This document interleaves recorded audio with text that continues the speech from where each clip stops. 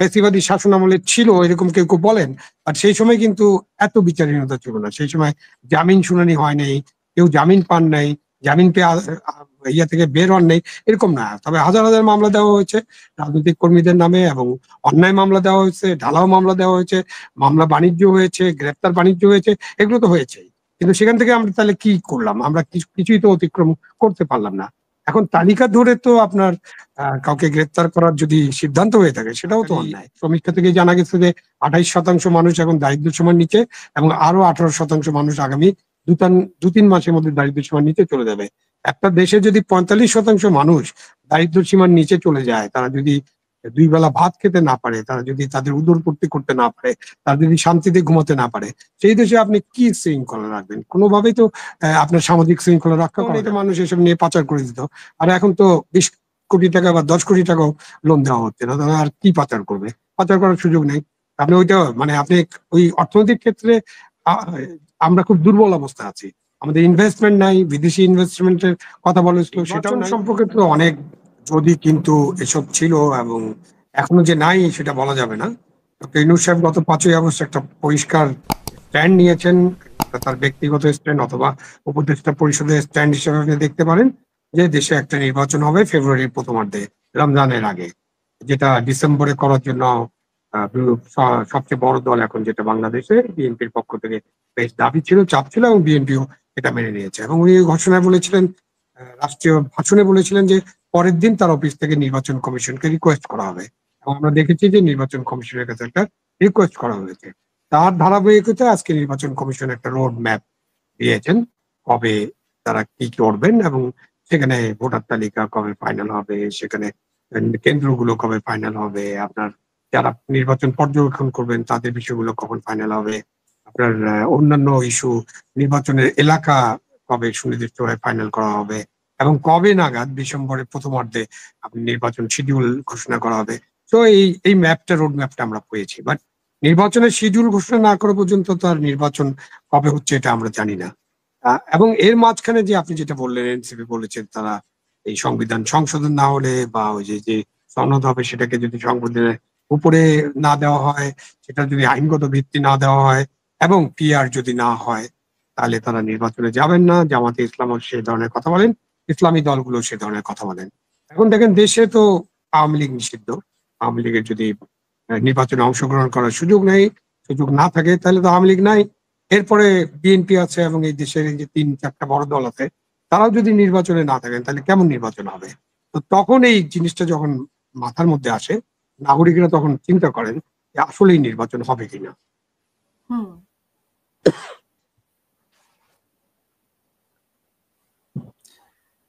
জি, হ্যাঁ হ্যাঁ, কিছু প্রশ্ন আছে? না না, কিছু শোনা নেই। মানে এটাই আর কি, গণপরিষদ যেহেতু সংবিধান, ওরা আসলে সংবিধান না, সংবিধান বাদে না, দিতে চায়। গণপরিষদ তো আমাদের, ওটা তো প্রধান নির্বাচন কমিশনার বলেছেন যে আমাদেরকে যে সরকার থেকে যে রিকোয়েস্ট লেটার পাঠানো হয়েছে, সেখানে একটা পার্লামেন্ট নির্বাচনের কথা বলা হয়েছে। সুতরাং তারা গণপরিষদ নির্বাচন তো করছেন না, এবং পিআর পদ্ধতিতে তারা নির্বাচনের এই রোড ম্যাপ ঘোষণা করেন নাই। সুতরাং ওই যে পিআর এবং গণপরিষদ, সংবিধান সংশোধন, এগুলো নির্বাচন কমিশনের মাথায় নাই এখন, মানে ওনারা এটা নেন নেই মাথায়। তারা তাদের মতো করে পার্লামেন্ট নির্বাচনের জন্য যে রোড ম্যাপ সেটা ঘোষণা করেছেন, এবং এই রোড ম্যাপ নিয়ে কেউ কেউ সন্তুষ্ট, কেউ কেউ আবার অসন্তুষ্ট হতে পারেন।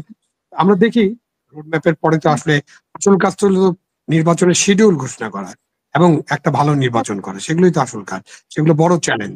সেই চ্যালেঞ্জ গুলো মোকাবিলা করার জন্য, সেই চ্যালেঞ্জ গুলো উত্তরণের জন্য তো আপনার অনেক কাজ আছে। আপনার দেশের আইন শৃঙ্খলা পরিস্থিতির যথেষ্ট পরিমাণ উন্নতি করতে হবে, আমাদের দেশের রাজনৈতিক দলগুলোকে ঐক্যমত্যে পৌঁছতে হবে যে তারা নির্বাচনের সময় তারা সরকারকে এবং নির্বাচন কমিশনকে সহায়তা করবেন। আমাদের সরকারকে সিদ্ধান্ত নিতে হবে যে তারা একটা ভালো নির্বাচন চান, এবং সবার জন্য লেভেল প্লেইং ফিল্ড নিশ্চিত করবেন।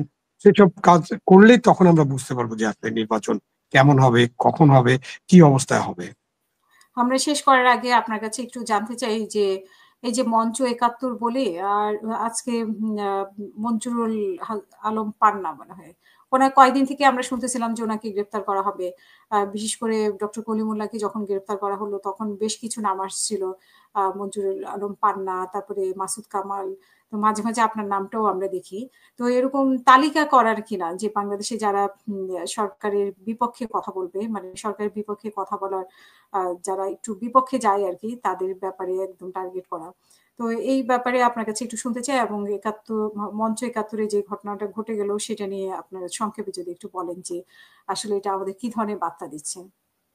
এই যে টার্গেট করে নামগুলো এবং মঞ্চ না, মঞ্চ ৭১ এর যে একাত্তরের যে যা করা হয়েছে তাদের একটা আলোচনা বা গোল টেবিল বৈঠক ভণ্ডুল করার জন্য সেটা কোনোভাবেই গ্রহণযোগ্য না এবং নিন্দনীয়। এবং এখানে সরকারকে দায় নিতে হবে এবং এই ব্যাপারে সরকারকে বিচারিক ব্যবস্থায় যেতে হবে, তদন্ত করতে হবে এবং বিচার করতে হবে। এবং অন্যান্য ক্ষেত্রেও সে একই কথা। যখনই এই ধরনের মব হবে, যখনই অন্যায় হবে, অন্যায্য ব্যবহার হবে, যখন কারোর উপর আক্রমণ হবে, সেটাতে আইনগত সহায়তা করা রাষ্ট্রের প্রধান দায়িত্ব, তাদেরকে সহায়তা করা এবং তাদেরকে আইনি সুরক্ষা দেওয়া। এখন ধরেন যে এই যে তালিকা করা হয়, তালিকা হতে পারে আপনি কাউকে পছন্দ করলেন না, তাকে নিয়ে যাবেন, গ্রেপ্তার করবেন, তারপর দিনের পর দিন জেলখানায় থাকবেন। যেমন আমাদের দেশে তো এখন বিচার বলে কিছু নাই। এটা ব্যারিস্টার সারা হোসেন, ডক্টর কামাল হোসেনের মেয়ে, উনি নিজেই একটা বলেছেন, উনি একটা কমিটিতেও ছিলেন এবং এই সরকার পরিবর্তনের ব্যাপারে তার একটা বড় ভূমিকা আছে। উনি তো বলেছেন যে আমি উচ্চ আদালতে কোনো অর্ডার পাই না, রায় তো দূরের কথা, এবং নিম্ন আদালতে কোনো জামিন শুনানি হয় না। একজন লোককে আপনি গ্রেপ্তার করলেন, আপনি হ্যাঁ মামলায় গ্রেপ্তার করতে পারেন এবং তাকে তো আপনি তার জামিন করবেন, তার জামিন শুনানি করবেন, তদন্ত কমপ্লিট হবে। আমরা এসব কিছুই দেখছি না। ১ বছর ধরে যদি এরকম অবস্থা থাকে, যারাই গ্রেপ্তার হয়েছেন এবং তারা যদি কোনো রকম ন্যায় বিচার না পান, তাহলে সেটাকে বিচারহীনতা বলতে হবে। এবং এরকম বিচারহীনতার অবস্থা আগে ফ্যাসিবাদী শাসন আমলে ছিল, এরকম কেউ কেউ বলেন। আর সেই সময় কিন্তু এত বিচারহীনতা ছিল না। সেই সময় জামিন শুনানি হয় নাই, কেউ জামিন পান নাই, জামিন পেয়ে ইয়া থেকে বের হন নাই, এরকম না। তবে হাজার হাজার মামলা দেওয়া হয়েছে রাজনৈতিক কর্মীদের নামে এবং অন্যায় মামলা দেওয়া হয়েছে, ঢালাও মামলা দেওয়া হয়েছে, মামলা বাণিজ্য হয়েছে, গ্রেপ্তার বাণিজ্য হয়েছে, এগুলো তো হয়েছে। কিন্তু সেখান থেকে আমরা তাহলে কি করলাম? আমরা কিছুই তো অতিক্রম করতে পারলাম না। এখন তালিকা ধরে তো আপনার কাউকে গ্রেপ্তার করার যদি সিদ্ধান্ত হয়ে থাকে, সেটাও তো অন্যায়। আপনি তালিকা করবেন কেন? আপনি যখন গ্রেপ্তার করবেন, আপনার বিরুদ্ধে যদি সত্যি সত্যি কোনো অপরাধ থাকে, অপরাধের জন্য আপনি গ্রেপ্তার করেন, কিন্তু অপরাধ নাই, ঢালাও একটা মামলা করবেন, অথবা গ্রেপ্তার করার জন্য আপনি একটা হত্যা মামলায় ফাঁসিয়ে দিবেন। মানে যাদেরকে দেখেন আপনি, অনেকেই আছেন, আপনি সেই হত্যা মামলাগুলোর দিকে তাকালেই বুঝতে পারবেন যে এই হত্যা মামলাগুলোর সাথে তাদের কোনো কানেকশন নাই। একই ব্যক্তি হত্যা ঢাকায় মামলা যে সময় হত্যা করেছে, সে নাকি চট্টগ্রামেও সেই সময় হত্যা করেছে, তাই না?